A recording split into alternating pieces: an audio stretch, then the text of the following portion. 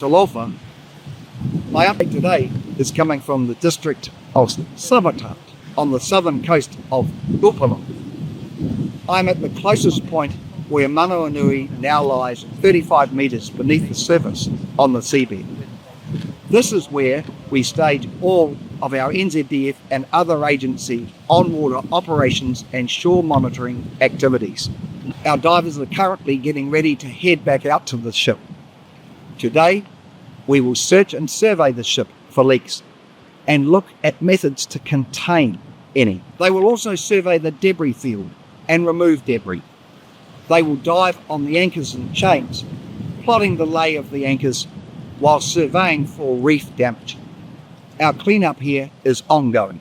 We have already located and removed an estimated 1,000 kg of debris believed to have come from the ship, including life jackets, life raft, emergency equipment, and the crew's personal belongings.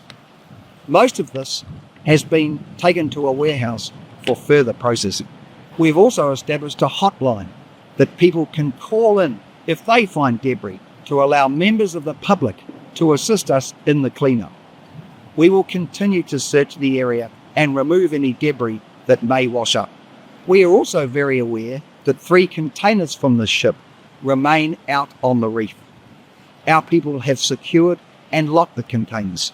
Tomorrow, HMNZS Canterbury will arrive in Apia Harbour to support the government of Sāmoa hosting of the Commonwealth Heads of Government meeting. I also want to acknowledge and thank the local community here, who we know are facing an unsettling situation.